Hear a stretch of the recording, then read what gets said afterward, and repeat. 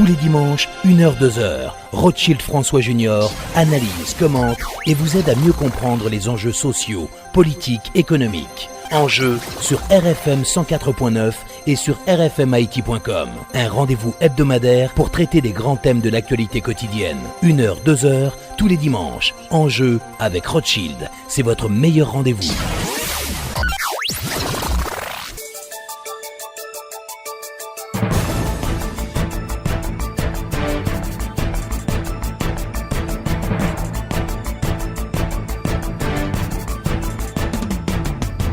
Mesdames, Messieurs, bien le bonsoir et bienvenue à l'émission Enjeux. Nos invités, l'ingénieur Rosemont Pradel, secrétaire général de la fusion des sociodémocrates. Il exprimera la position du parti sur le projet d'institutionnalisation de la vie politique en Haïti. Notre deuxième invité, le professeur Michel Soukar, qui nous parlera du révolutionnaire Ernesto Che Guevara dans le cadre du 50e anniversaire de la mort de Che Guevara en Bolivie. Encore une fois, bonsoir et bienvenue à l'émission Enjeux. Bon prix, depuis ça ouvre ses outils. Puis bon choix matériel pour électricité, finition et plomberie. Puis bon service, puis bon accueil pour tout le monde qui a construit. Architecte, ingénieur, compte mettre boss, designer au soir mettre caille. Éco de pour gain tout sans besoin, construire j'ai caillou normal. Petits outils, gros outils, bons outils. Bon ma qualité supérieure, bon prix. Si ranger vos constructions, belle finition. Éco dépôt pour job la bien faite, pour caille frais. Éco-dépôt, c'est joindre la technique à l'agréable. Tous les dimanches, 1h, 2h, Rothschild François Junior analyse, commente et vous aide à mieux comprendre les enjeux sociaux, politiques, économiques. Enjeux sur RFM 104.9 et sur rfmit.com. Un rendez-vous hebdomadaire pour traiter des grands thèmes de l'actualité quotidienne. 1h, 2h, tous les dimanches. Enjeux avec Rothschild. C'est votre meilleur rendez-vous. Alors, comme annoncé, l'ingénieur Rosemont Pradel, secrétaire général de la fusion des sociodémocrates, est l'un des invités à notre émission aujourd'hui. On va faire le point sur la situation politique. Monsieur Pradel, bonsoir et bienvenue à l'émission Enjeux. Bonsoir Rothschild, c'est un grand plaisir de vous rencontrer aujourd'hui et de parler pays. Alors, M. Pradel, on sait que la fusion des sociodémocrates est très critique vis-à-vis du président de la République, Jovenel Moïse, en tout cas la façon dont il dirige le pays. Et il y avait une première invitation lancée à l'endroit de la fusion qui a été pratiquement déclinée. Et là, on a vu cette semaine, la fusion était présente au Palais national pour participer à cette rencontre sur l'institutionnalisation de la vie publique, la vie politique en Haïti. Alors, qu'est-ce qui a motivé ce changement de ton de la part de la fusion, Rosemont Pradel? Bon, critique, oui. Nous sommes toujours critiques. C'est-à-dire, c'est pas qu'on a été, on est toujours critique et on a toujours été critique, pas seulement vis-à-vis de ce pouvoir-là, mais des autres pouvoirs. Et on a refusé de participer, enfin de répondre à l'invitation la première fois. C'était clair, on l'avait exprimé alors dans la lettre, c'était de dire le moment était inapproprié. Le timing était mauvais, on l'avait expliqué. Mais toutefois, on n'avait pas boudé en quelque sorte la démarche. Pour nous, la démarche était correcte à notre sens, parce que nous prenons. Pourquoi je dis ça? C'est parce que notre ADN, ce qui nous caractérise, c'est toujours le dialogue. Parce que nous sommes des sociodémocrates, nous pensons que les problèmes d'un pays ne peuvent se résoudre que de deux manières. Ou bien c'est la révolution, ou bien c'est le dialogue. Nous, en tant que sociodémocrates, nous avions pris en quelque sorte la voie du dialogue. Il faut discuter. Il faut discuter avec tout le monde et chercher à démontrer en quelque sorte, à prouver la véracité de notre position. Donc là, comment vous avez quand même trouvé cette démarche du président de la République, alors qu'on sait qu'il y a d'autres secteurs de l'opposition qui manifestent, qui réclament son départ Bon, pour moi, écoute, je sais que nous sommes en démocratie. Bon, puisque nous sommes en démocratie, chaque groupe, chaque personnalité, chaque individu, citoyen ou citoyenne, peut avoir sa lecture de la situation et avoir une position. Moi, je ne vais pas critiquer la position de X qui veut qu'il parte, que le président... Non, je parle de la démarche du président de la République. Oui, d'accord. Maintenant, il y a des gens qui disent que le président fait une démarche pour démobiliser ce qui est la rue. Moi, je dis que c'est son droit. C'est son droit. C'est-à-dire, on est en politique. Donc, à partir du moment qu'il y a un mouvement, vous pouvez utiliser alors qu'un moyen pour démobiliser ou bien pour faire échec à ça. C'est votre droit. Moi, je ne peux pas dire le président fait ci, etc. C'est son droit de réunir alors des partis politiques pour voir si on peut trouver un terrain d'entente et si on peut calmer en quelque sorte la situation. C'est normal. C'est normal, c'est un jeu politique. Mais maintenant, pour moi, est-ce qu'il est sincère? Je ne sais pas. Qu'est-ce qu'il cherchait? Je ne sais pas. On peut et faire une analyse et dire, bon, il veut le faire pour montrer en quelque sorte à l'opinion nationale et internationale qu'il a la capacité d'inviter en quelque sorte des partis politiques et de discuter. C'est une bonne chose. C'est une bonne chose pour nous au niveau de la fusion. Pourquoi? Par le seul fait que nous croyons que le problème de ce pays aujourd'hui, et comme depuis longtemps, ne peut être résolu qu'à travers un dialogue sérieux pour construire entre nous ce que nous, au niveau de la fusion, nous prenons et tout le temps, la mise en place d'un projet national pour Haïti. Parce que ce pays, on n'a jamais eu de projet national. Quel projet? Qu'est-ce qu'on veut faire de ces 27 750 km²? Personne, aucun gouvernement, aucun pouvoir ne peut vous dire, n'a jamais proposé quelque chose pour transformer ces 27 750 km² en un endroit où les Haïtiens peuvent vivre et de façon sérieuse, sans inquiétude. C'est-à-dire, d'ailleurs, on peut dire, de 87 à nos jours, j'aimerais bien qu'on me dise quelle différence qu'il y a entre tous les pouvoirs qui sont passés. Ils se ressemblent tous. Ils font la même chose, les mêmes erreurs, les mêmes politiques aériennes, si vous voulez bien. Jamais un projet sérieux pour Haïti. Nous, au niveau de la fusion, nous disons, construisons un projet national pour ce pays. Alors, Jean Pradel, sur la question du financement, vous dites, bon, c'est déjà acté, donc il n'y a pas grand-chose à faire, selon vous, sur le dossier du financement des partis politiques. Qu'est-ce qui peut être fait? Parce qu'il y a une loi, est-ce qu'on peut corriger la loi? Qu'est-ce qui peut être fait? Moi, je crois que, enfin, c'est pas moi, c'est-à-dire mon parti. Nous pensons qu'il faut se référer à la Constitution et à la loi. Parce que ce sont des guides, ce sont des boussoles qu'on ne peut pas écarter. C'est-à-dire le président ne peut rien changer à la loi. Le président ne peut rien changer à la Constitution. Parce que la Constitution a dit 1% des rentrées fiscales doit servir au financement des partis politiques. Point. C'est fini. C'est-à-dire vous ne pouvez pas changer ça s'il n'y a pas un amendement constitutionnel. 2, il y a une loi qui a été votée, la loi de 2014 sur les partis politiques. Donc à partir de ce moment, veut ou veut pas, il faut l'appliquer jusqu'à ce qu'on arrive à mettre sur pied une autre loi. Donc à partir de ce moment, le président ne peut rien faire. Il n'a pas à discuter, à chercher quoi que ce soit sur cette question-là. Cette question est traitée par la Constitution et par la loi. C'est la position de la fusion. Donc je répète encore que nous, ce qui nous intéressons dans cette réunion, c'était l'institutionnalisation de la vie politique. Nous pensons que ça, c'est une bonne chose, c'est une question qu'il faut discuter, les institutions de ce pays.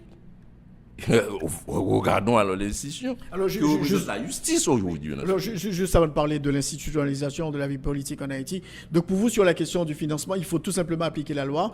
Il faut, il n'y a pas de chemin à parcourir avant. Moi, c'est tout ou rien.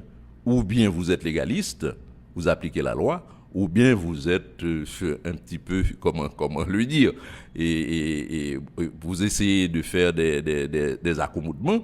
On ne peut pas faire d'accommodement dans une loi. Parce qu'aujourd'hui, essayons de réfléchir sur des scénarios. Si on accepte d'aller faire des accommodements, des arrangements à l'intérieur de cette loi, pour l'appliquer, et demain, quand le président aurait voulu manœuvrer sur une autre loi, qu'est-ce que vous allez dire? Il faut vous dire, il y a eu alors des antécédents, il y a eu jurisprudence, et il peut manipuler n'importe quelle loi. Donc c'est pour cette raison, nous, au niveau de la fusion, nous sommes contre. Nous sommes contre, il faut appliquer la loi telle qu'elle est, jusqu'à ce qu'il y ait, en quelque sorte, une autre loi qui vient remplacer alors cela. Parce que dès qu'on entre dans ce biais, dans cette filière, d'aller jouer avec la loi, de voir d'autres interprétations, d'accommodement, etc., vous ouvrez alors une porte, une boîte de Pandore. Parce que le président peut à n'importe quel moment, prendre une loi et la trafiquer en sa faveur, parce que vous n'auriez rien à dire, parce que vous l'aviez fait avant. Vous aviez accepté de participer à des manœuvres pareilles. Donc il n'y a pas de proposition à faire sur la question du financement maintenant, donc ça ne va pas marcher selon vous légalement? C'est-à-dire, au niveau de la fusion, nous pensons qu'il faut appliquer la loi telle qu'elle est. Il ne faut pas aller chercher des artifices, etc. Dès qu'on cherche des artifices, vous ouvrez une boîte de Pandore, parce que vous ouvrez une porte où le président peut aller modifier ou bien faire des arrangements dans d'autres lois en sa faveur. À partir de ce moment, qu'est-ce que vous allez dire? Absolument rien, parce que vous avez accepté qu'on fasse alors des aménagements et des interprétations, etc., en faveur de qui? En faveur d'un groupe ou bien d'un parti politique. Eh bien, quand ça va arranger le pouvoir en place, eh bien, on va modifier certaines lois, et là, vous n'avez plus d'argumentaire pour pouvoir défendre alors cette idée, pour dire non. Alors, concernant le financement des partis politiques, tout le monde parle quand même de la foultitude de partis politiques aujourd'hui en Haïti. Comment aboutir à un financement réel des partis politiques avec ce nombre important de formations politiques? Je ne suis pas d'accord avec cette idée. Parce que dans la loi sur les partis politiques, il y a quand même des critères. Il y a tout un critérium pour pouvoir bénéficier de cette affaire de financement. Il ne faut pas croire que parce que vous avez un parti politique, automatiquement vous avez un financement. C'est faux. Ce n'est pas vrai. Et c'est pourquoi la Constitution dit qu'il faut financer, parce que dans la Constitution, les constituants de l'époque ont pensé que les partis politiques, c'était normal que les partis politiques, c'est l'épine dorsale de la démocratie. Ce sont, on peut dire, le mécanisme de développement, de renforcement en quelque sorte de la démocratie. Donc à partir de ce moment, comme c'est une jeune démocratie d'une part, et deuxièmement dans un pays pauvre comme Haïti, donc il faut soutenir les partis politiques, parce que sans quoi les militants des partis politiques ne vont pas pouvoir soutenir alors les partis. Parce que c'est comme l'Église. Qu'est-ce qui soutient alors l'Église théoriquement? Ce sont les fidèles qui participent, etc. Mais les partis politiques, ça devrait être la même chose. Mais ce qui est contraire, parce que le comportement alors des militants à l'intérieur des partis politiques est tout à fait contraire. Au contraire, les militants viennent dans un parti politique pour qu'on l'aide, pour qu'on les aide. Alors, comment faire avancer alors un parti politique s'il n'y a pas de financement? Donc, ils ont bien compris, c'était tout à fait correct. Donc, et la Constitution dit 1% des rentrées fiscales va en quelque sorte supporter en quelque sorte les partis politiques. Mais il y a une loi d'application. Et la loi d'application traite en quelque sorte plusieurs aspects. C'est-à-dire mettre en place alors un mécanisme. Quelles sont les conditions pour bénéficier? Ce n'est pas parce que vous avez un parti politique et puis tout de suite on vous donne de l'argent. Non, ça aurait été en quelque sorte une véritable blague. C'est-à-dire on allait voir pousser en quelque sorte des partis politiques comme du champignon. Donc il faut éviter alors ça. C'est pour cette raison, je dis qu'il faut appliquer la loi de façon stricte.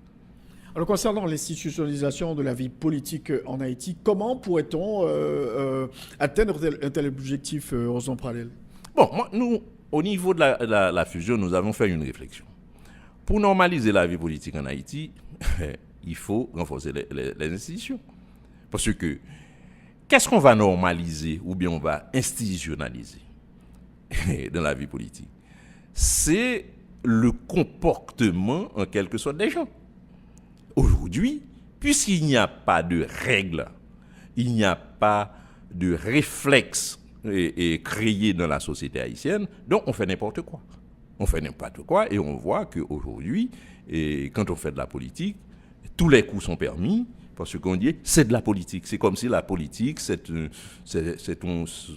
une savane. On fait n'importe quoi, on peut dire n'importe quoi, on peut faire n'importe quoi. À partir de ce moment, nous disons qu'il faut renforcer d'abord les institutions. Première institution, regardons bien cette affaire de conseil électoral. Le conseil électoral, c'est l'élément fondamental de la vie politique en Haïti. C'est-à-dire, c'est une pièce maîtresse, parce que c'est par là que passent tous les pouvoirs. Les pouvoirs démocratiques, c'est-à-dire qu'il s'agisse depuis Kazek jusqu'au président de la République. Eh bien, à partir de ce moment, il faut mettre du sérieux là-dedans. Comme on va monter alors un conseil électoral permanent aujourd'hui, on dit que c'est pas sérieux. Pourquoi? Par le seul fait qu'on a fait un faux amendement. Voilà qu'on est là de la normalisation de la vie politique en Haïti. Et ce problème sera posé. Un amendement constitutionnel mal fait, trafiqué, tout le monde est au courant, il y a des rapports là-dessus. Et puis, on continue à parler de conseil électoral, de constitution amendée. Alors que l'amendement, normalement, devrait être mis de côté. Donc pour vous, on devrait aller vers l'institutionnalisation des partis politiques, parce que pour vous, la question du financement, elle est traitée par la loi. Bon, moi je dis que je ne vais pas parler... Parce qu'il y a une commission qui a été constituée pour faire le suivi. Oui, moi je préfère dire le renforcement des partis politiques. Le renforcement des partis politiques, oui.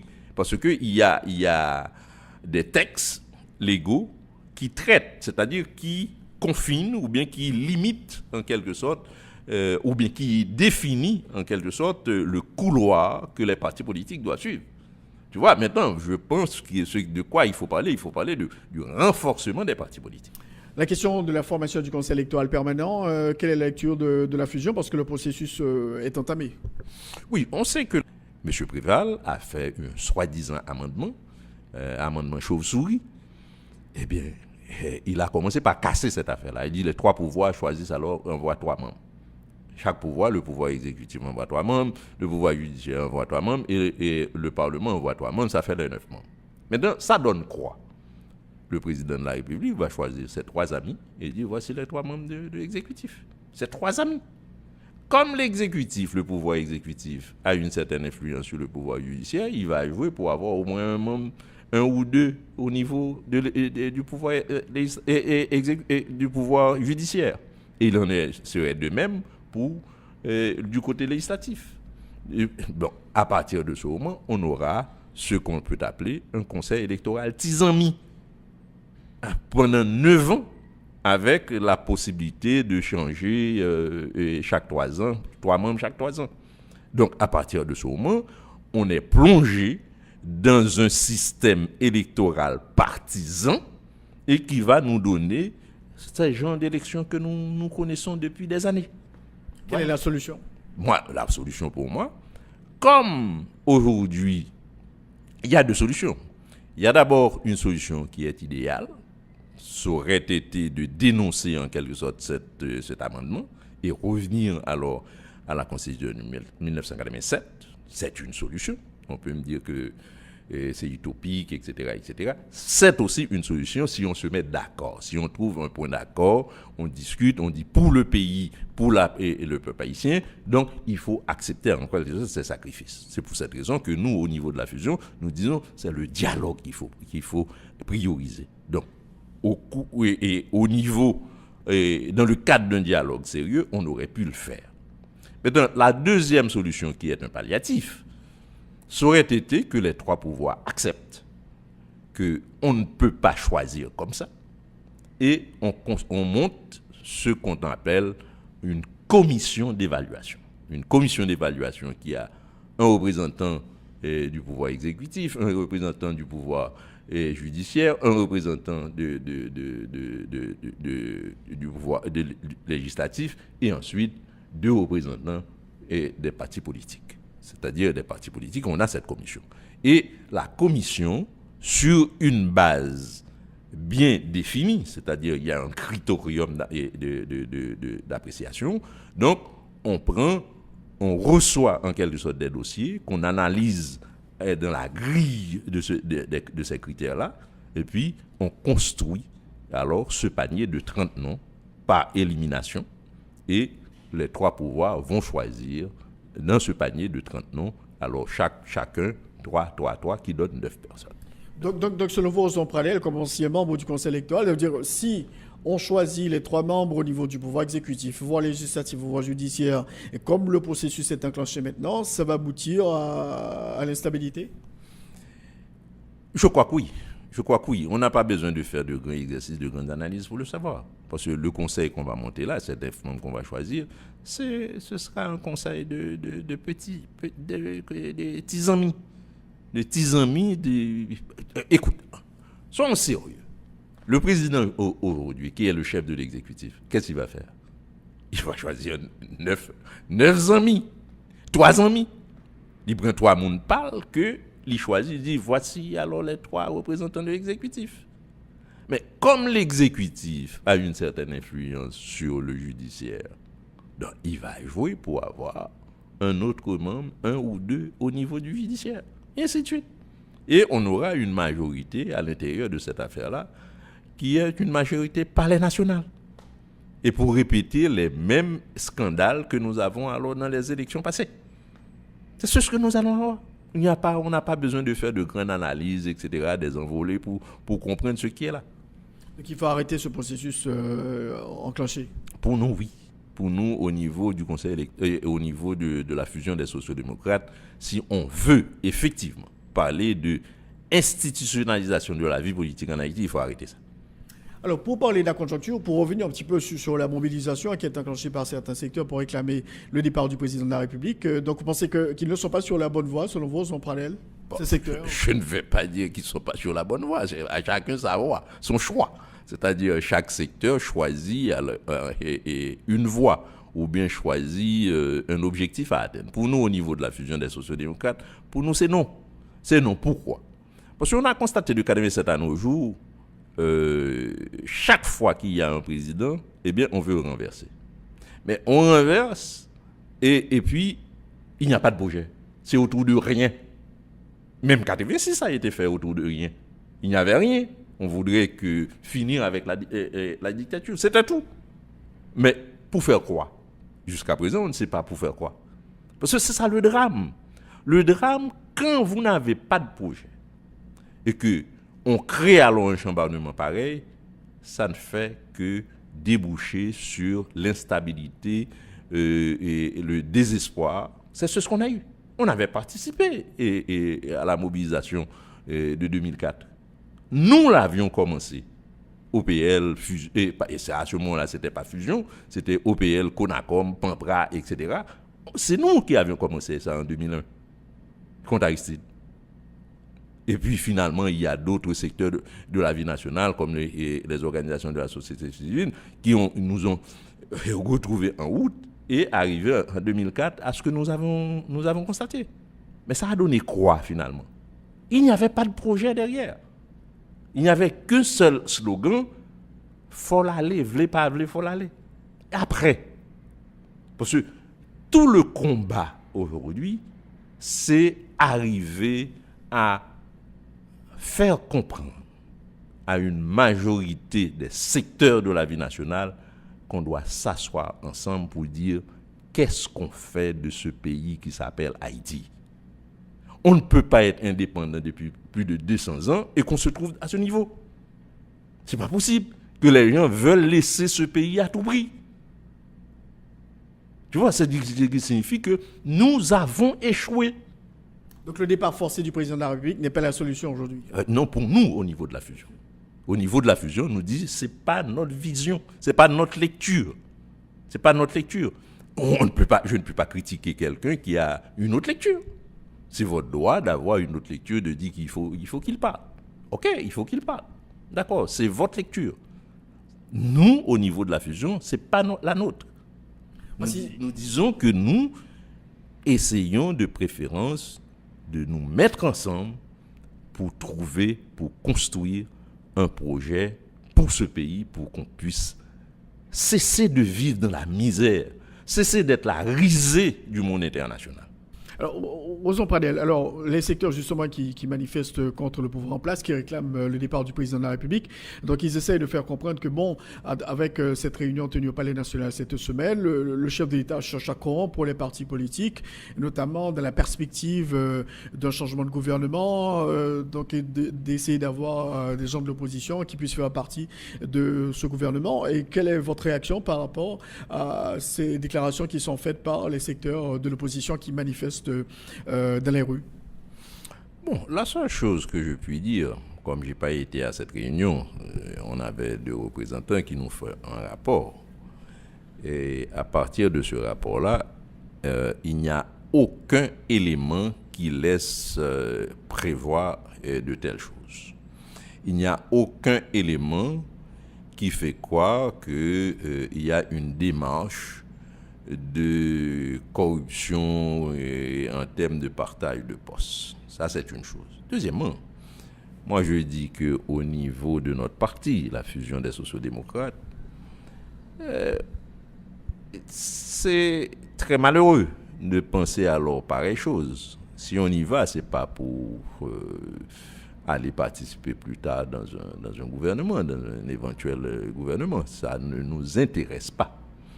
Ça ne nous intéresse pas. Pourquoi? Par le seul fait qu'on ne va pas participer à un gouvernement et sans savoir ce qu'on va faire de façon claire et nette. Deuxièmement, on ne va pas participer à un gouvernement sans avoir un projet clair que nous participons à son élaboration. Parce que notre rôle, ce n'est pas aller chercher un poste de ministre, c'est participer dans une démarche de construction et d'un nouveau pays dans l'intérêt de la majorité de la population. C'est ce qui nous intéresse. C'est-à-dire, c'est sortir dans ce bourbier où on se trouve. Si on fait appel... Si c'est aller pour un poste de ministre, et puis il y a un type qui va avoir un salaire et continue la même chose, la même gargote, ça ne nous intéresse pas. Donc si on fait appel à la fusion pour un poste au sein du cabinet ministériel, dans l'éventualité d'un changement de gouvernement, donc la fusion va décliner, non? Non, c'est trop faible. C'est non. C'est non. Moi, je dis que c'est non. Par le seul fait que ça ne nous intéresse pas. Aller participer à un gouvernement, rien que un poste ministériel ou bien 2 postes ministériels, ça ne nous intéresse pas. C'est le projet qui nous intéresse. C'est quel projet? C'est-à-dire, construisons ensemble un projet national. Et à partir de ce moment, oui, on peut se mettre ensemble, nous mettre en synergie pour faire appliquer, pour faire triompher, pour faire réussir en quelque sorte ce projet. Voilà. Parce qu'au départ de ce mouvement, c'était contre le budget. Maintenant, ça a augmenté en intensité, demandant le départ du président de la République, Jovenel Moïse. Sur la question du budget, est-ce que vous êtes confortable aujourd'hui au niveau de la fusion? Pas du tout. Pas du tout. On n'est pas du tout confortable. Parce que le budget, il n'y a rien de changé là-dedans. Parce que le budget a été voté tel quel. Il n'y a rien de changé. Au contraire, c'est une gargote. Quand un ministre sort un mémorandum pour dire bon, on ne va plus faire ci, on ne va plus faire ça, eh bien, il n'y a plus de budget. Il faudrait reprendre tout. Parce que quand vous dites vous enlevez ci, vous enlevez ça, et les projections que vous aviez faites, où est-ce que vous allez trouver de l'argent pour le faire? Donc c'est quand même ridicule. Deuxièmement, ce budget, quand on prend 17,56% et de l'argent, ce qui représente plus de 25 milliards de gouttes, vous le mettez dans haute intervention publique. C'est quoi cette affaire-là? C'est une caisse noire et que le président de la République ou le pouvoir exécutif peut y entrer et sortir comme il veut, sans donner d'explication. Donc on est contre cette affaire-là. Vraiment contre. Parce que pour nous, c'est le plus gros point noir dans le budget. 17,56% du budget est alloué à haute intervention publique. Comment expliquer ça? C'est comme si vous montez un projet et puis dans le projet, et comme imprévu, il y a près de 18% du montant du projet qui se trouve dans imprévu. C'est pas possible. Tu comprends? Donc, non, on est contre cette affaire-là. Non, pour nous, il faut cesser, en quelque sorte, de faire des budgets pareils. Nous pensons qu'il faut des budgets programmes. Il faut dire que voici ce qu'on veut réaliser. Eh bien, pour la réalisation de cet objectif-là, voici combien d'argent qu'il faut, et voilà là où on va trouver en quelque sorte comment on va les dépenser. Donc, après, on peut faire une évaluation. C'est après on peut dire qu'il y a échec ou bien qu'on n'a pas atteint en quelque sorte l'objectif visé. Parce qu'avec ce budget-là, eh bien, on dit c'est un amoncellement et des distributions de sommes, mais sans aucun objectif. Donc, il faut un programme. Qu'est-ce qu'on veut faire? Eh bien, de ce qu'on veut faire, on peut monter un budget. C'est comme si vous voulez construire une maison. Dit, moi, je veux construire une maison. Ou bien je veux construire un bâtiment. Un bâtiment de combien d'étages, de quelle surface, de quel type, luxe, ceci, cela. Eh bien, à partir de ce projet-là, c'est-à-dire, on peut monter alors un budget pour ça. Mais le budget est en application et pour le président, c'est un budget programme. Donc, le président de la République, il continue à défendre son budget. Bon, c'est-à-dire, moi, ça ne saurait être autre chose, parce que moi, je ne suis pas contre le président de la République. Et il défend son budget, c'est son droit. D'ailleurs, je puis dire que c'est une erreur, parce que le président de la République est imprudent. Il n'aurait pas dû se mettre en avant.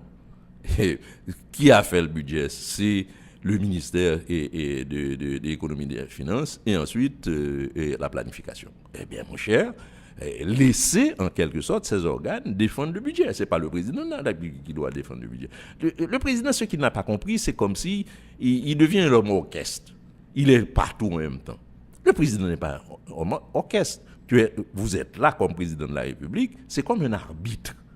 C'est-à-dire, vous dites, voici ce qu'on veut et je veux réaliser pour le pays, et vous avez alors des collaborateurs, des ministres, des directeurs généraux qui vont le faire. Bon, vous êtes là pour observer, est-ce qu'ils sont dans la bonne marche? Ce n'est pas à vous d'aller défendre un budget. C'est les ministres des finances et de planification qui doivent, en quelque sorte, défendre alors ce budget. Parce que c'est eux qui l'ont conçu, c'est eux qui l'ont élaboré, etc., etc. Ce n'est pas vous le président de la République. Ben, maintenant, le président de la République, arrivé à un moment où c'est bloqué. Qu'est-ce que vous allez faire? Parce qu'il n'y a plus de recours, parce que c'est vous le recours, et le dernier recours, et vous êtes lancé dans la mêlée. Il a fallu laisser en quelque sorte un ministre, et vous arrivez en dernier ressort pour débloquer en quelque sorte la situation. Il y a des secteurs qui souhaitent qu'on ait un budget rectificatif. Est-ce que c'est aussi le point de vue de la fusion? Oui, parce que c'est la seule façon de régler le problème. Parce qu'il y a un tas d'accros dans ce budget. Donc la seule façon de faire, il faut un budget rectificatif et un budget plus équilibré, plus éclairé, et qui pourrait être plus harmonieux. Donc à partir de ce moment, vous résolvez le problème. Ce qui arrive aujourd'hui, c'est que le président est pris dans un piège, dans son propre piège. C'est-à-dire, c'est comme si pour lui, c'est un type qui est enfermé dans un orgueil. J'ai raison. Et d'ailleurs, on se rappelle sa fameuse déclaration au CAI, quand il est arrivé, il n'était même pas encore installé pour cette affaire de carnaval. Le président a parlé point barre. Un président ne peut pas parler comme ça, surtout dans un système démocratique. Comment le président a parlé point barre? C'est pas votre maison, c'est pas votre propriété privée, c'est un pays. C'est un pays, c'est un peuple. On vous a donné, on vous a choisi pour gérer alors ce pays. Ce n'est pas votre affaire. Donc vous ne pouvez pas dire le président a parlé point barre. Ce n'est pas pays ou non lieu. Ce n'est pas votre affaire. Donc il faut respecter alors les gens. Donc en ce sens, il s'est enfermé dans un orgueil et il ne peut pas faire machine arrière. Qu'est-ce que ça veut dire, vous ne pouvez pas faire machine arrière? Tout le monde, dès qu'on est en action, on commet des erreurs. Eh bien, si vous commettez des erreurs, il faut accepter qu'il y a erreur. Eh bien, mon cher, je vais corriger. Quand vous vous enfermez dans l'erreur, eh bien, je ne vais pas prononcer le mot. Donc, on comprend bien, parce que vous ne pouvez pas vous enfermer dans une erreur. À partir de ce moment, vous avez perdu tout le sens de l'intelligence. Est-ce que vous pensez aux en parler à partir des rencontres, des consultations entreprises par le président de la République aujourd'hui? Est-ce qu'on peut dire qu'il est en train d'évoluer Jovenel Moïse? Non, je ne crois pas. Je ne crois pas. Je n'ai pas vu de signe d'évolution. C'est-à-dire les déclarations restent les mêmes, c'est la même arrogance, c'est le bonhomme qui est en avant, il est porte-bannière dans tout. Tu vois, il ne fait pas de délégation de pouvoir. Il veut être toujours... c'est un président en campagne. Tu vois, c'est un président en campagne, alors que c'est très mauvais alors pour un pays. Parce que si vous êtes un président en campagne, il n'y a pas de réflexion. Il n'y a pas de réflexion, même les prises de décision. Et moi, je crois qu'un président de la République qui est intelligent, qui veut, il conçoit des choses et il donne à exécuter à ses ministres. Ce n'est pas à vous d'aller exécuter. S'il en est ainsi, eh bien, vous pouvez évoquer tous les ministres. C'est vous, le ministre et le cabinet ministériel, c'est vous, le palais national, c'est vous, et tout se résume à vous. Moi, je crois que cette option-là, ou bien ce choix, ne peut pas apporter en quelque sorte de résultats sérieux. Le chef d'État a rencontré les partis politiques, il a rencontré des membres de la société civile, la fédération protestante. Donc on dit que ces consultations vont se poursuivre, dialogue permanent, etc. Donc là, est-ce que vous pensez qu'il est sur la bonne voie, Jovenel Moïse? C'est-à-dire, caricaturalement, oui. C'est-à-dire, oui, je rencontre, mais ce n'est pas question de rencontrer. Là, vous pouvez bien rencontrer quelqu'un, on est assis, on parle, et puis ça ne change rien absolument. Moi, je crois qu'il faut poser, en quelque sorte, le problème de ce pays, ou bien les problèmes de ce pays. Parce que tant qu'on ne pose pas les vrais problèmes de ce pays, et discuter pour qu'on puisse avoir une vue commune dans la recherche des solutions. C'est-à-dire qu'on se met... Parce que ce que le président peut ne pas comprendre, c'est comme si pour lui, en tant que président de la République, il a le levier suffisant pour résoudre les problèmes. Non! Parce que les problèmes ne sont pas seulement des problèmes techniques. Il y a des problèmes émotionnels, il y a des problèmes culturels, sociologiques, etc. C'est pas seulement... il ne faut pas croire que si vous avez l'argent, vous allez résoudre les problèmes. Il faut une intelligence beaucoup plus pointue pour pouvoir porter les gens ou bien les secteurs à intérioriser ensemble une approche de solution et qui s'engagent à contribuer à mettre en place alors cette solution. Parce que si les individus ou bien les secteurs n'ont pas approprié, n'ont pas intériorisé en quelque sorte une approche, une solution, eh bien vous pouvez courir. Vous pouvez dépenser autant de l'argent, autant d'énergie que vous voulez, vous n'aurez pas de résultat en bout de ligne. Alors, comment maintenir cette stabilité politique? Comment garantir la stabilité pour assurer le développement économique du pays aujourd'hui?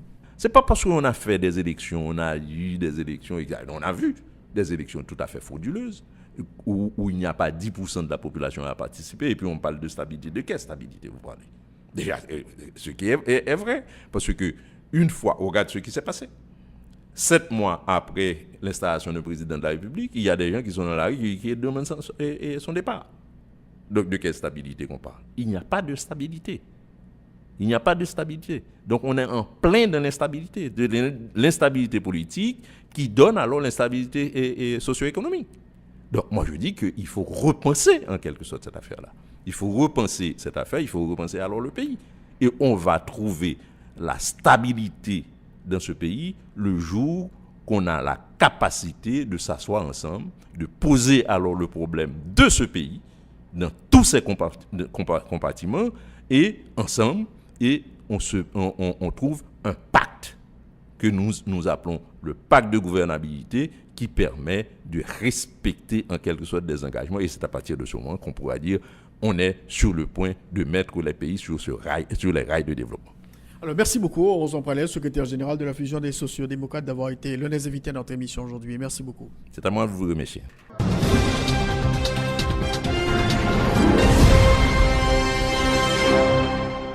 Alors, comme annoncé, le professeur Michel Sokar est l'un des invités à notre émission. Aujourd'hui, on va parler d'un personnage historique, Ernesto Che Guevara. Donc, on vient de commémorer le 50e anniversaire de sa mort. Professeur Michel Sokar, bonsoir. Bonsoir Rothschild et bonsoir à tout le monde capitaine de radio. Alors, faut me dire pour la précision historique, bon nom monsieur, c'est Ernesto Guevara de la Sierra. Che a son expression qui est propre à l'espagnol argentin. En Argentine, même en créole, nous connaissons et nous disons Rondeg. C'est l'équivalent dans l'espagnol argentin, on dit Che. Alors, Argentin toujours parler comme ça. Donc, ce qui fait que le monsieur comme Argentin vient croiser avec monsieur Cubain, n'est-ce pas, c'est non ça, Che. Et puis nous, on tout été. Ouais. Son surnom, mais bon nom, monsieur, c'est Ernesto Guevara de la Sierra. Monsieur fait en Argentine en 1928.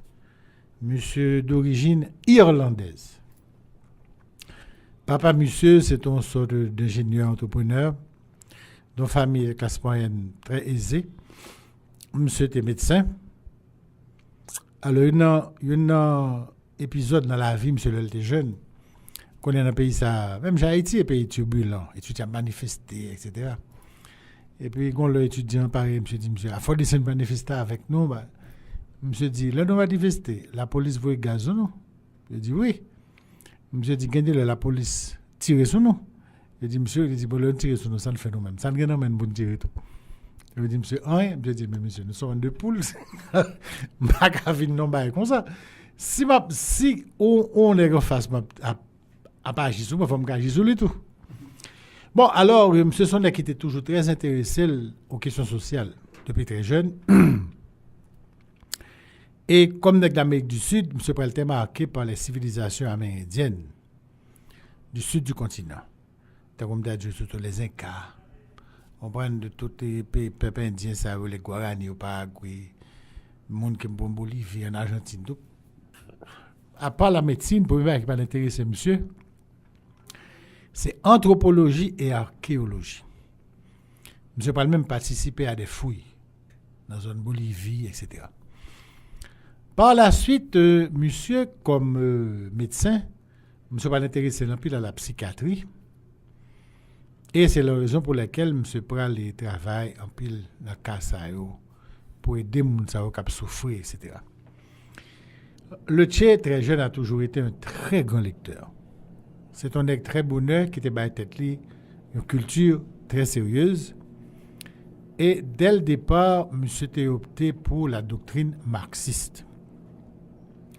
Mais cependant, il est toujours suspect que, comme tout bon latino-américain, monsieur a traversé tout par un certain trotskisme, qui est une branche du marxisme qui vient de Léon Trotsky. Bon, alors, de la Bolivie, côté monsieur fait expérience à un certain moment, il y a un gouvernement dit de gauche, qui était pas pouvoir en Bolivie, qui tapait des paysanneries. Même si c'est une stupidité. Il y a une chose que le gouvernement ça a été fait pour aider des paysans, soi-disant pour combattre maladie sous paysans. Et puis ils font campagne pour asperger. Pas seulement que des paysans vivent, non? Mais paysans eux-mêmes. On peut nous fliter.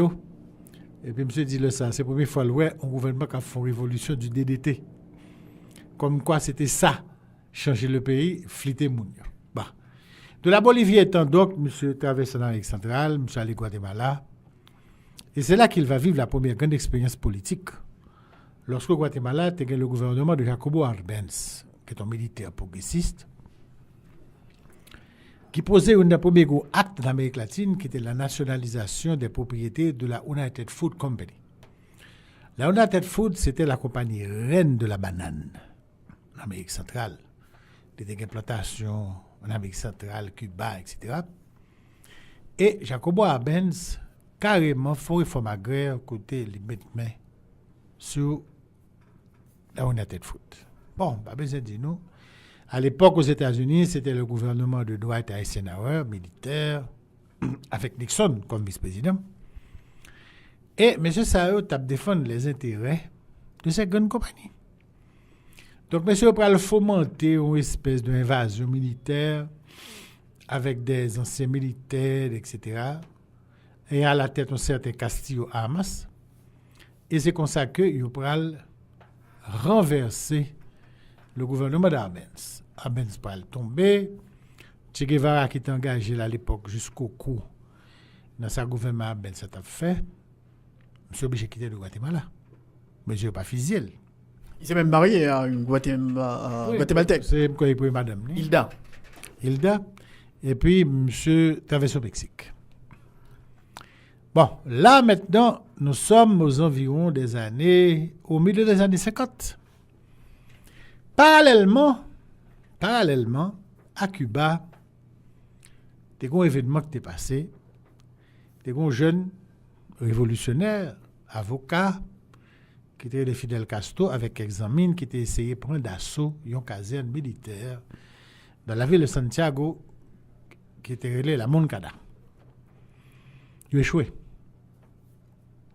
Et c'est là pour il y a des débats dans la vie qu'il faut réfléchir. Le Fidel Castro échoué, M. tombé dans moi un capitaine qui normalement était l'ordre pour te fusiller, monsieur. Il était qu'à fusiller, même genre tout l'autre nèg qui était avec Fidel qui était fusillé. Et puis monsieur hésité. Le monsieur de bon côté là dit capitaine notre fusillé monsieur. Monsieur était le gars de Fidel. Et puis le gars du soldat et puis il dit on ne tue pas une idée. Ça ne sert à rien. Monsieur incarne une idée, c'est me tuer monsieur. A gon l'autre qui ramasse l'idée qui était nèg la vivant. Ou regardez le ça deston nèg a suspendu un fil. Et puis là monsieur, bon là tu pas la gueule, il vole dans prison, il juge monsieur, le condamné. C'est dans le procès ça que Fidel prononçait le fameux discours l'histoire m'acquittera. Quand monsieur font tactique de la défense accuse. Et puis bon, et c'est là tout que Fidel lui-même pour le divorcer après madame. Parce que pendant monsieur dans prison, femme n'a venu dans prison et puis il tandis que ni femme n'a bon, il était connaît que frère femme n'a été dans good job sur Batista. Souvent t'as combattre, les vient tandis pendant la prison.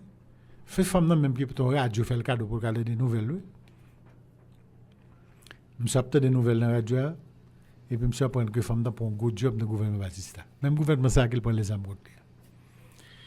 Et puis monsieur vous dit, il ne fait pas besoin de pied là encore. Bon.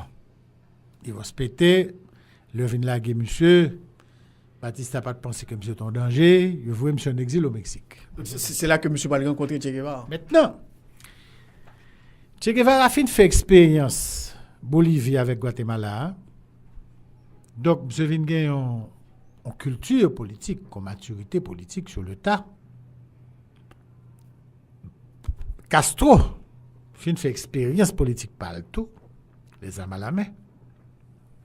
Tous les deux, pour le rencontrer grâce aux amis qui présentaient une à l'autre à Mexico. Et dans une nuit, tous les deux ont discuté. Castro dit, monsieur, moi, c'est cubain, mais ça me fait faire, ça m'a fait. Parce qu'à l'époque, pendant que nous Mexico, Castro paraît inactif. Castro fait le tour du Mexique pour la diaspora cubaine, l'aller même aux États-Unis. La ramasser l'argent de façon à ce que le cas monter une véritable petite armée pour la faire guérilla Cuba. Donc il faut l'acheter un petit yacht pour l'embarquer tout le monde, mais en même temps tout faut m'entraîner. Et pour ça il était à prendre le son dans mon ancien colonel qui était fait la guerre d'Espagne dans le camp des républicains. C'était le colonel Bayon comme ça, pas son nom. Et puis le monsieur dit Che Guevara, mes plans, mais ça l'a fait, etc., etc. À la fin de la conversation, au bout de la nuit, Che Guevara dit, bon, ok, d'accord, parler tout. Mais on rappelle, Che Guevara a une formation en tant que politique révolutionnaire, mais Che Guevara n'a pas une formation militaire, vraiment. Il est médecin. Monsieur engagé comme médecin pour la langue. Monsieur a le pratiquement militaire, même Jean l'autre nègre. Et puis, il est venu embarquer sous bateau ça, qui était le Grand Mât. Et puis, il était prévu, puis il était à le débarquer en côté, mais mauvais temps. Fait que le bateau a le débarquer l'autre. Pour les secrets de Batista qui était au courant, il y a eu 20 nègres à coups de zame, pile nègres mourir depuis qu'il a débarqué. Je crois que de 83 nègres, c'est 17 nègres qui survivent. Nègres gagnent nos chancons. Situation tellement mal pour nègres que la même Batista a pensé que nègres mourir. Et c'est là que le Che pral dit que le pral font un choix décisif. Pendant qu'il a couru, gagne dans chacun, non, mais il a mis des âmes sur tout bon. Tous docteurs là tombés. Monsieur, ouais, si pour le retourner pour la chercher tous docteurs, il a mourir. Monsieur dit, il n'est pas capable de risque là. Pour qui ça vient là? Il vient de faire guérilla ou bien il vient de soins médicaux? En une seconde, il a décidé que ces guérillas étaient fondamentalement avant.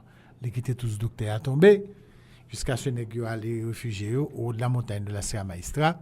Heureusement pour eux, qui étaient tombés dans une zone paysanne, côté paysan, ça a été un pile problème historique, question terre, question bonne histoire, bonne revendication. Donc, il était comme d'ado, ils sont tombés tant qu'on la pluie, nous étions secs. C'est ça qui fait qu'ils ont pu recruter des gens, des paysans, formés idéologiquement, politiquement, il y a qui pas même qu'on lit.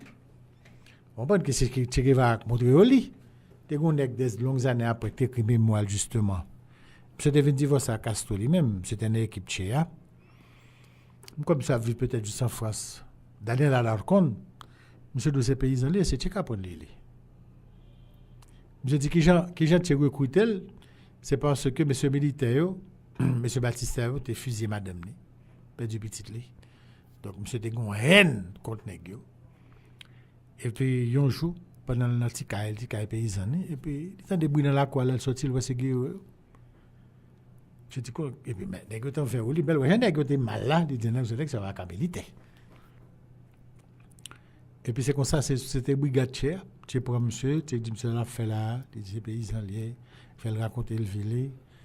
Et puis, tu as montré monsieur, il monté l'écrit. Et puis, il est resté attaché au Che jusqu'à la mort du Che. C'était une équipe bolivienne. Donc Che Guevara, avec Fidel Castro et toute l'équipe, monsieur mené combat au niveau de la Sierra Maestra, jusqu'à ce que La dernière bataille, c'est le Che gain. C'est la bataille de Santa Clara. Côté, M. Palver m'a ouvert route là, vers la Havane. Mais, faute de jusqu'à la dernière minute, Batista va jamais croire que il était renversé le nom. C'est le nègre qui a battu à Santa Clara. Monsieur a fait gros fête. 31 décembre, n'a pas les monde, etc. Et puis, il vient annoncer, monsieur, que c'est fini. La mer a demandé, nègre aux portes de la Havane. Et puis, monsieur décide de le prendre immédiatement le jeter. Et puis, j'entendais assez là. Même, je ne sais pas si mon numéro film de parent numéro 2, c'est comme ça que ça n'est pas si vrai. Bah, quand on a les nègres bon pouvoir, alors, l'histoire qui est vraie, qui est aussi une blague, mais qui est vraie, et Che, c'est il est en premier qui rentre là. Alors, je vais partager un bagage que Matacha a raconté, je de Cuba. Madame dit, il était là, le Che rentre là. Il était vivre Cuba déjà. Il dit, le Che rentre là, c'est Jésus-Christ qui rentre à Jérusalem. Il dit, il raconte, il dit, je joue ça, c'est un gros jour dans la vie. Baptiste a tombé, le peuple cubain dans la rue, et puis a annoncé que Che Guevara va l'entrer là. Puis c'est là qu'il fallait voir aussi la simplicité de l'homme. Monsieur Chita non jeep, on mitraillette sous jambe, machine yo, camion, jeep, etc. font cortège, peuple des deux côtés, après les bravos, ben pendant rage, etc. Et puis, la Chita bien calme dans le jeep là. Tout le monde a dit, mais qui est-ce qui tire? Qui est-ce qui tire? Parce que monsieur te parle dans la radio en pile tout. Monsieur n'a jamais identifié s'il est arrivé jusqu'au côté, il prend aller, il a dans la caserne militaire qu'il te prend, qu'il prend pas commandement d'ailleurs. Et c'est dans la caserne ça, on prend pour commencer, ouais. Pour qu'on connaisse que nek qui tire l'image romantique, c'est pas le tien, non? Il y a l'image qu'on a fabriquée, parce que ce sont des belles garçons qui semblent Jésus-Christ, le qui c'est la révolution. Mais c'est pas dans le jouet dans le monde, non? Monsieur prend le rentrer, il prend dans la caserne, non? Et puis il commence à prendre contrôle de la ville là pour Fidel qui a fini le 3 janvier. Fidel lui-même prend ça, il sort depuis Santiago, il passe de ville en ville. Tout côté le passé, c'est la folie. Et puis je me suis rentré là avant de Kounia, j'étais déjà prend contrôle de la ville là. Mais là, on ne peut pas contrôler la ville là, Rothschild. Monsieur tombé à mes garçons, tombé arrêté depuis ces monde qui étaient près ou de loin. Telia Batista. Et surtout un militaire que le peuple a pointé du doigt, mais qui qu'on arrêté, mais qui qu'on torturé, mais qui qu'on fusillé, mais qui qu'on mis en prison. Mais là, M. Jean, le procureur de la République, vraiment, qui... Un point tel, l'homme de Cuba me toujours raconté mon blague, qui était vrai. Au début de la Révolution, Fidel a passé de ville en ville pour l'expliquer Mounio, qui m'a nié, qui salvelé, bon, c'est bon, pas. Mais, on va l'aller. Raoul, avec Che, prend devant. Fidel arrive dans la première ville, il dit, monsieur, on a dit, Fidel, non, c'est pas possible, parce que Che Raoul vient avant, dès que ça tombé, fusillé, mon là, il fusillé même 10 pounds. Mais mon fils, le monde qui était là, Baptiste Avre. Mais on connaît au fond, peuple pas mais ouais, on série de spectacles, etc. Et Fidel Guélin dit, monsieur, pas fait bail comme ça. Parce que moun dit moi qu'avant m'arriver à là, nous faisait même 15 moun. Et yo dit OK. À notre deuxième ville, dès que passe avant tout même genre moun yo vinn beaucoup de fidèles lui dit monsieur faut pas aller Raoul avec Thierry parce que nèg yo sort faisait 25 pour nous là. Monsieur dit oh. C'est pas téléphone, dit m'te quoi m'te dit non. Suspendre causer fusiller. Suspendre ni. Yo pas dire. Troisième ville moun yo vinn dit fidèle nèg yo vinn avant. Nèg yo tout même 15 pour nous là. Non, fois ça fidèle mauvais. Monsieur prend l'hélicoptère et puis il plonger sur nèg la joindre nèg yo. Il dit m'te quoi m'te dit nous pas fiser nèg yo dit nous pas fiser c'est pas nous pas nous. C'est pour qui je dis ça yo pas dans ça monde. Le Tché, autre histoire encore, par exemple, toujours raconter les fidèles affaires pour mes cabinets. On n'est pas de président au départ, c'est un avocat qui était Raoul Roussia. J'étais premier ministre, parce que j'étais vrai chef là. Et puis, je fait cabinet, et puis je me dit, bon, besoin, qu'est-ce que économiste là? Alors, tellement de gens bruit dans la salle là, comme monsieur Latino, ça va pas les fort, pas en pile. Et puis, je levé même. Et puis, je mettais Tché, ministre de l'économie. Après, encore là, je dit, bon, mais ça me t'a fait, n'a fait économie. Je dit, monsieur, mais je ne suis pas économiste. Il dit, bon, demandez qu'est-ce qui est économiste dans cette salle là, levez-moi. Je dis, non, je ne demandez qu'est-ce qui est communiste dans cette salle là. Je dis, bon, là où la tête, on a dégagé au fait job là. Il a fait le job, bon, selon culture parle, comme conception parle que comme économie, mais en réalité, fondamental, c'est ça que tout le monde peut penser que c'est peut-être notre Trotskyisme qui a traversé l'Amérique latine, comme je l'ai dit. Thiers n'était pas un bureaucrate, Thiers n'était pas un homme d'État. Thiers était fondamentalement un guerrier, un homme de la révolution permanente. Je l'ai dit là, pour affaiblir l'impérialisme américain, il faut créer 1, 2, 3, plusieurs Vietnam, plusieurs fronts à la fois. Péter révolution bon côté, de manière à ce que pour couper tentacule pieuvre ça, qu'il est la pieuvre de l'impérialiste. Moi, je pense fondamentalement que le Tché, c'est ça. Et deuxième chose tout, c'est ça qui peut le faire en quelque sorte contradiction avec Fidel. Parce que Fidel est fondamentalement un homme d'État. Fidel a compris tout de suite que l'affrontement Est-Ouest là, il faut le positionner, c'est pas ça la paix du pouvoir. Révolution a échoué, l'impérialisme américain a boile. Donc il commence à appuyer sur l'Union soviétique. Mais l'Union soviétique a fait politique grande puissance. Et c'est là que la contradiction va éclater.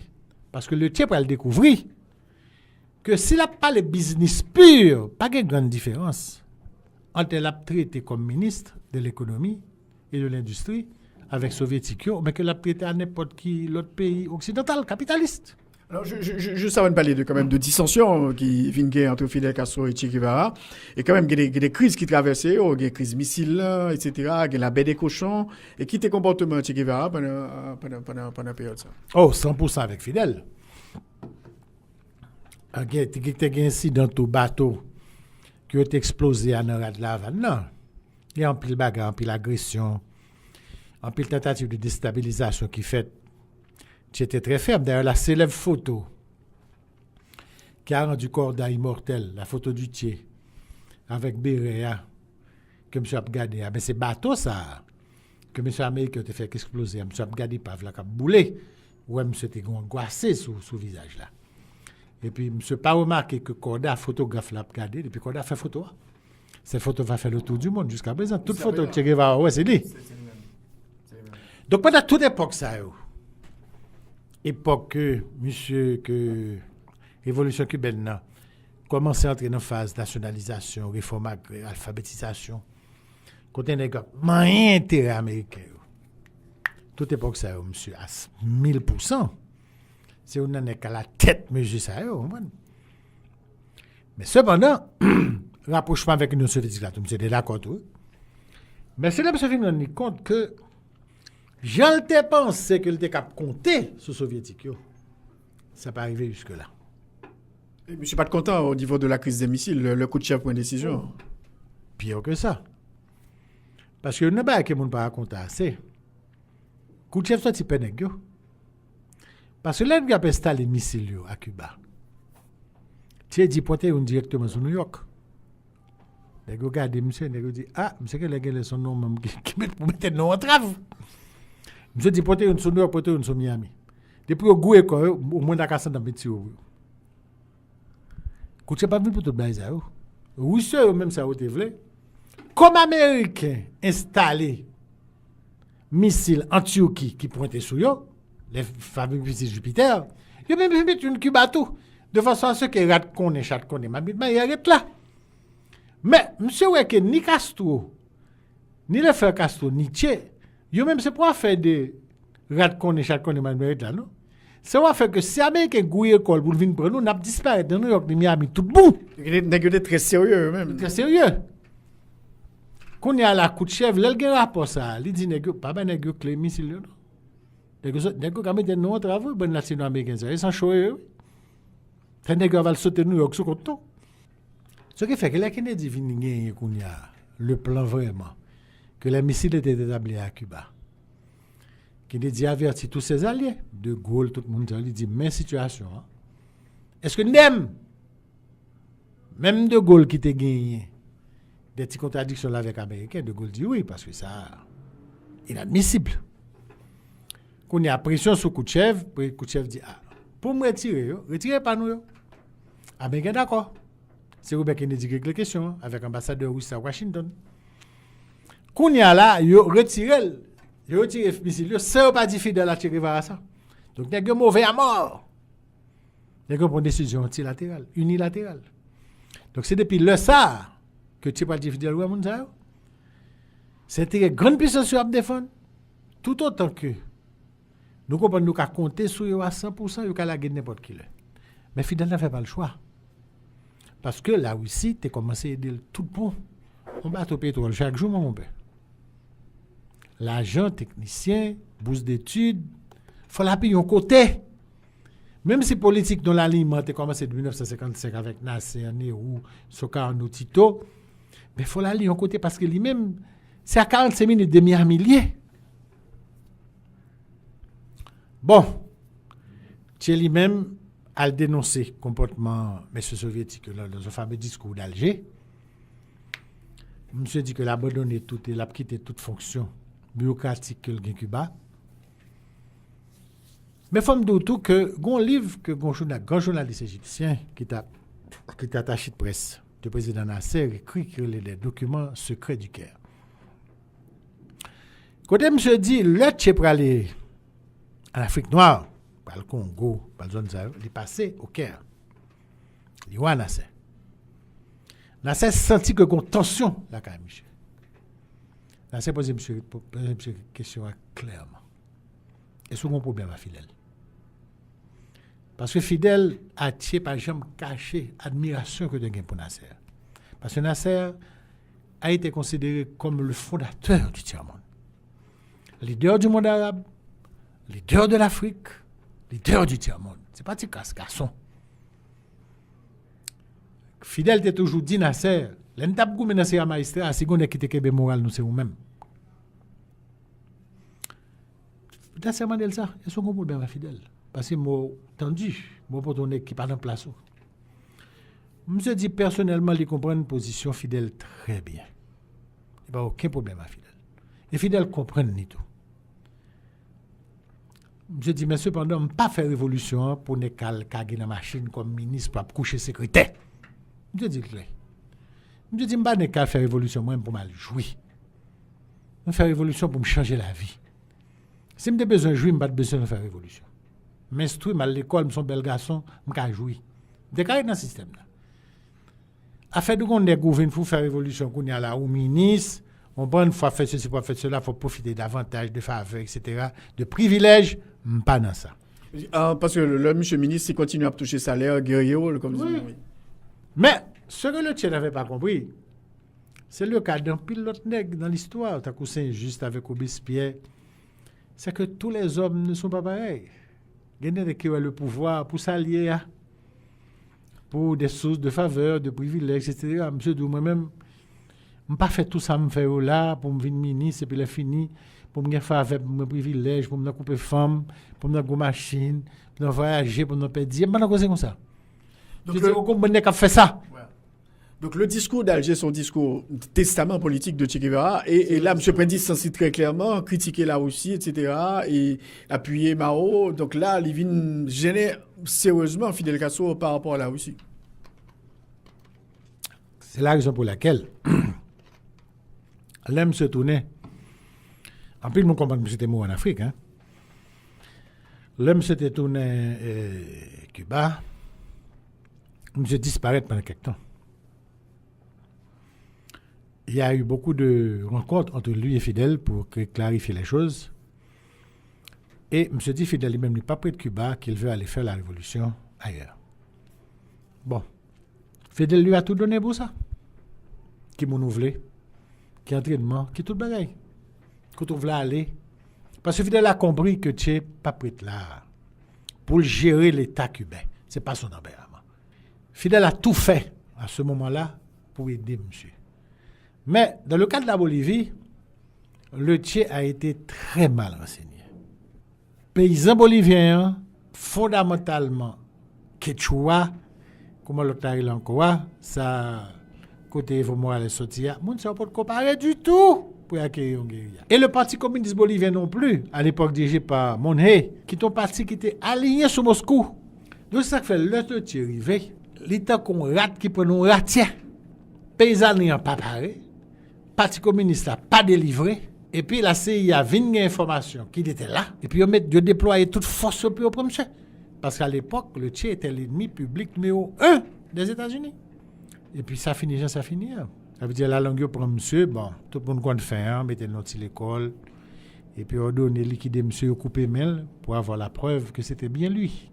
Mais ce que m'a dit, pour moi-même, sa opinion pas moi. Jean Le Che finir a été pour lui une consécration, une délivrance. La mort lui a donné une image que s'il était vivant, qu'il ne quittera pas jamais. Il est devenu à ce moment-là une espèce de figure christique, le Christ de la Révolution, une espèce de héros romantique qui n'était pas. Dieu ne s'est jamais pris pour un héros et Che n'a jamais cru au romantisme révolutionnaire. C'est un homme qui était terriblement pragmatique. Et c'est pour nous qui t'ai joué tout. Répétez-le, mais qui t'ai joué du tout. À un point tel que monde qui te dit mon foi, il n'est pas qu'à comprendre qu'on est qui médecin, il est capable de sauver la vie, tant qu'il est capable de supprimer la vie. Non décision. Le Che était comme ça. Donc pour la Bolivie, est-ce qu'on a dit que monsieur était naïf concernant cette révolution qu'il voulait entreprendre au niveau de la Bolivie? Ils font premier, ouais. Les gens qui ont perdu la ville en Afrique déjà. Hein. Et c'est Nasser qui le lui a dit. Mais où t'es senti l'homme, pas t'es con désespoir, non? T'es con déception que te vive Cuba. C'est ça aurait tout idéal se corrompt en arrivant au pouvoir. Et le pouvoir absolu corrompt absolument. Monsieur arrivé au pouvoir, et puis on dirait que pas grand pile monde en cool qui prend un pouvoir révolutionnaire pour ça le doyer. Donc, je dis, pas prêt là, je ne pas faire révolution de l'autre côté. Mais l'autre côté, qui bon. Et ces conditions objectives et subjectives, tu es réunis pour ça. Je suis allé d'abord en Afrique. Tu as des Haïtiens qui t'accompagnent en Afrique. Tu as Adrien Sansarik.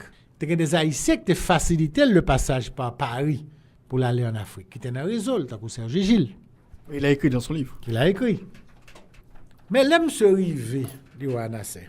Nasser dit, monsieur, mais, tchè, quand on parle en Afrique, là, c'est le continent noir, où sont blancs, où sont argentés. Tu seras le loup blanc. Tout pour la poire, tout pour la conon, tout pour la dit même c'était passé là. C'était commencé à perdre le sens de la réalité. Tout tellement tu obsédé par le fait que fallait de l'autre côté, le pas carré là, le pas carré de Cuba encore. Parce que ça qu'a fait là, il ne s'y reconnaît presque plus. Malgré tout effort qu'il fait. Monsieur allé quand même, là, au Congo. Monsieur dit que au Congo, c'était meilleur côté, parce qu'il pensait qu'après l'assassinat de Lumumba, il y avait des lieutenants de Lumumba qui étaient séparés de Lumumba, qui étaient tués et tout. Il pensait que c'était un terrain propice.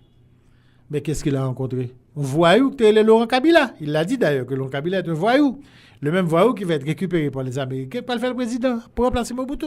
Et puis, il est là jusqu'à présent. Donc, heureusement pour lui, qu'il était replié, le remonter, la loquet avant de retourner à Cuba. Il n'a pas perdu la vie là, il a perdu mais facilement. Même je l'ai perdu, la prend Bolivia. Qu'on est là, ouais, que faut aller de l'autre côté. La grande question qu'il faut se poser, il a tellement besoin de l'autre côté, est-ce qu'il a mis en question les informations qu'il avait? Est-ce qu'il a suffisamment le temps de voir que l'analyse que le fait de situation bolivienne n'a été erronée? Parce que notre tête, c'est mes plans, oui, femme. La Bolivie d'abord, l'Argentine ensuite, tout près, et Haïti après. Ah oui? Parce que vous êtes venu en Haïti, ils font passer clandestinement en Haïti. En 65, très clandestinement. Monsieur passé, c'est son nez qui était changé de visage, j'ai été changé caleçon à chemise. Il y avait différents passeports. Oui, monsieur était passé en Haïti, il y a des gens qui vivent jusqu'à présent, qui étaient rencontrés là en Haïti. C'était à l'époque, il y avait un événement République dominicaine, événement Carmagneux, en avril 65. Monsieur était regardé pour lui envoyer par Fidel, qu'est-ce qu'on peut faire? Bah, monsieur était ouais que c'est ton affaire militaire que tu as réglé, mais le peuple, masse populaire, pas organisé. Bon, monsieur dit, ils ont qu'à perdu, Carmagneux va vivre après à Cuba. Bon, monsieur Pral vient mourir après, fusillé par la guerre. Donc, plan c'est ça, faut aller à l'autre côté. Donc, l'on vient comme ça, est-ce que tu prends le temps de bien analyser les choses? Non. Donc là, monsieur tombé Bolivie, Parti communiste a déclaré, monsieur, c'est moi pour mener la lutte là. C'est ça Miguel Monnier dit, monsieur. Et puis le chef répondit, non, elle fidèle, elle fait ça, yo. Elle dit, le chef c'est moi. N'est qu'à mener guerrier, c'est lui le chef. Mon chef militaire, mon chef politique. Monnier, c'est ça, les besoins même. Parce que ce fait que dit, monsieur, l'époque, il y a mon foi qui est le mourir. Donc là, on a dit que vraiment, M. Devine, mais on embarras pour Fidel Castro à un certain moment, à Michel Soukara. Tout ça me répond, non? C'est que le Tché ne pouvant plus rester à Cuba, parce que pendant longtemps, il a collaboré avec les Soviétiques. Mais au bout du compte, il s'est dit, ça Soviétique a besoin de faire ne correspond pas à sa même ouais pour Cuba. Même son révolution, Pachanga m'a fait. Je ne vais pas venir reproduire le schéma blanc soviétique a fait dans le pays fret. Son peuple tropical mis avec culture pâle. Mais il y a une limite quand il fait une discussion soviétique là, il y a un pied sous cours parce qu'il y a des armes, il y a l'argent, c'est lui qui a bon pétrole, c'est lui qui a bon technicien, c'est lui qui a bon monde bousse la caillou. Tu as pris du temps pour divorcer. Mais elle te contient, divorce ça fini. Mais Fidel lui même pas qu'à divorcer parce que s'il divorce c'est foutu. Amérique a mangé la boîte. Oui, Supol, c'était la Russie soviétique. C'était le bloc soviétique. C'est la raison pour laquelle en 68 Tchéquette a fait de mourir. Quand les tanks soviétiques sont entrés à Prague, Fidel pas condamné, non? Alors, il n'y avait rien de plus condamnable que ça. Un peuple qui dit, je ne suis pas anticommuniste, je ne suis pas anti-ceci, mais je veux vivre le socialisme à ma manière. Sauf qu'il dit, pas question, on va vivre renouvelé là. Il y a des tanks qui ont casé le monde, etc. Fidel pas condamné. C'était paradoxal parce que son leader a critiqué l'oppression, gros pays, etc. Il n'est pas condamné parce que la raison d'État a primé. Donc, dans la relation, M. Haché, M. comprend, mais lui, il est guidé par la raison d'État. Il est le chef d'un État qu'il essaie de construire. Il a besoin d'un minimum. Or, qui ressource Cuba? C'est la canne, c'est le sucre. Et puis, moun, il faut le éducation. Pour ça, il faut le moyen. Ça veut dire qu'il y a pédale. Il faut le santé. Pour ça, il faut le moyen. Ça veut dire qu'il y a pédale. Il faut le former moun. Mais seul bagage que le capable de pour ça, c'est le sucre. Ça veut dire chaque année, il y a un défi pour produire le maximum de tonnes de sucre pour le capable de vendre pour qu'en retour, il a payé ça le soviétique comme balia. Mais Tchéli même est loin de tous ces calculs-là. Il comprend, il participe là-dedans dans la bataille pour la production. Mais monsieur pas qu'à supporter ça, monsieur chinois pour aller ce social impérialisme soviétique. Bah, monsieur Pito dit, Fidel, mets-toi à l'aise, moi mal. Pas prêt là. Fidel douloureusement obligé de se séparer, monsieur. Et puis, monsieur, pas le passé, je le passé. Hein. Bon. Peut-être quand il est mort, cette mort va faire plus de mal aux Américains que si Tché était vivant à Cuba, comme mon ministre. Parce qu'on y a là, la révolution mondiale, pas le jeune icône qu'elle a besoin. Et c'est avec drapeau icône ça que 12 ans plus tard, Sandinista pas le pouvoir au Nicaragua. Vous comprenez? C'est ça, non, pas, c'est ça à peu près. 15 ans plus tard, Sandinista pas le pouvoir au Nicaragua.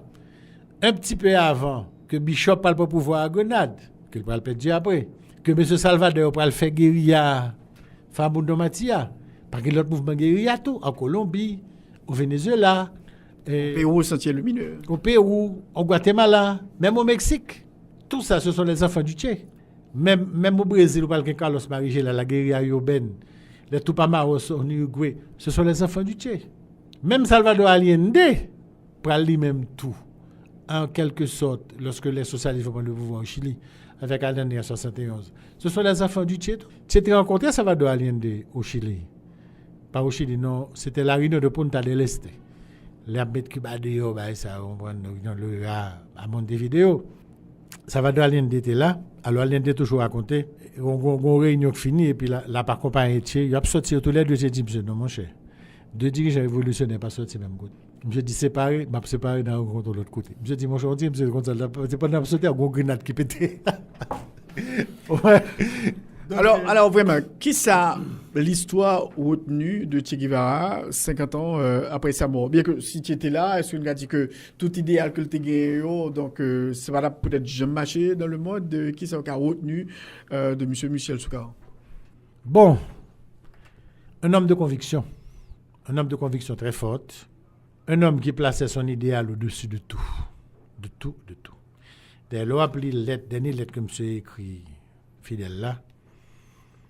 Bon, c'est lettre ça qui parle consacré, monsieur, en quelque sorte, l'image romantique. Monsieur dit qu'il était madame, il était petite. Il connaît que la révolution a pas soin de eux. Et même la poursuivre chemin. Donc partout, Che Guevara reste, tout autant que la terre existera, un symbole, une icône, une image très forte de tout peuple, de toute masse, de tout le monde qui aspire à un changement révolutionnaire. Parce que, ouais, par exemple, Nicaragua, et ça dit c'était pour un pouvoir, ils perdent du pouvoir, qu'on a recommencé, on change de style quand même, avec Daniel Ortega, pratiquement changé de style. Qui vient, on peut toujours parler de changement de ligne tactique, mais cependant, pas aucun côté au monde que l'image du Tché, c'est pour une image, ou capable de dire, qui n'est pas respectée, qui n'est pas vénérée, ou qui n'est pas d'accord à la méthode, qui n'est pas d'accord à l'idéologie. Mais le courage de l'homme, son abnégation, ou quand même dit son héroïsme, c'est pas des choses qui sont discutables. Dans ce certain sens, c'est un modèle. Et là, bientôt, Raúl Castro, qui était vraiment bon ami de M. Eto, pour quitter le pouvoir à Cuba. Raoul, bien avant Fidel, d'après certains, bien avant tout, que tu croisé à Tché, Raoul était communiste. Raoul était communiste avant Fidel. Bien que Raoul était jeune, frère Fidel de 7 ans. Le monsieur parle croisé à Tché, c'est deux communistes qui parlent rencontrer. Fidel Baham connaît qu'il est devenu communiste. Oui. Est-ce qu'il est devenu communiste par nécessité ou bien est-ce qu'il était communiste idéologiquement déjà? Bon, c'est sûr qu'il était contre Marx, Lénine, Engels, etc. Mais Raoul, avec Che Guevara, eh bien, ce sont deux culs dans le même caleçon. Hein. Ça veut dire que c'est deux mondes qui étaient vraiment entendus en pile. Bon, l'autre image tout de monnaie qui disparaît très bonheur, c'est Camilo Cienfuegos. Camilo aussi, c'est l'image du révolutionnaire, un peu romantique, etc. Mais moi, je pense que contrairement à ça, on toujours quoi. Raoul et Che, c'était deux pragmatiques. D'ailleurs, il y a cette fameuse phrase de Che qui dit ça. Soyons réalistes, demandons l'impossible. De manière à ce que pour nous joindre au moins un peu dans sa nucléaire. Donc, il ne faut pas trop se fier à cette image du Che et christique. Pas trop. Parce que même pour Jésus-Christ, bien souvent, on oublie qu'il était capable de violence. Parce que même si on entre dans le temple là, il faut battre son monde, il faut foutre dehors. Il crase à faire. Il dit, vous avez transformé la maison de mon père en une caverne de voleurs là. Je suis sûr que Che Guevara t'a pas condamné dans Zaksa. Si c'est dans Zaksa, il dit, me semble Christ là où il semblait. Mais, avec, si on souffle toujours droite, monter toujours gauche là, Che Guevara dans le comme ça, la physio. Alors, merci beaucoup, professeur Michel Soukar, de ces précisions quand même sur la vie de Che Guevara. Donc, on a commémoré le 50e anniversaire de sa mort cette semaine. Merci beaucoup. Merci, Rothschild. À la prochaine.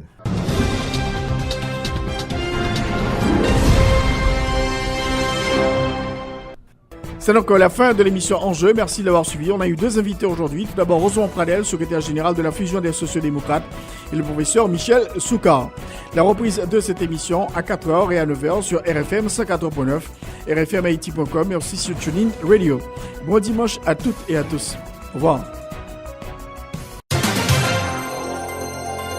Tous les dimanches, 1h-2h, Rothschild François Junior analyse, commente et vous aide à mieux comprendre les enjeux sociaux, politiques, économiques. Enjeux sur RFM 104.9 et sur rfmhaiti.com. Un rendez-vous hebdomadaire pour traiter des grands thèmes de l'actualité quotidienne. 1h-2h, tous les dimanches. Enjeux avec Rothschild. C'est votre meilleur rendez-vous.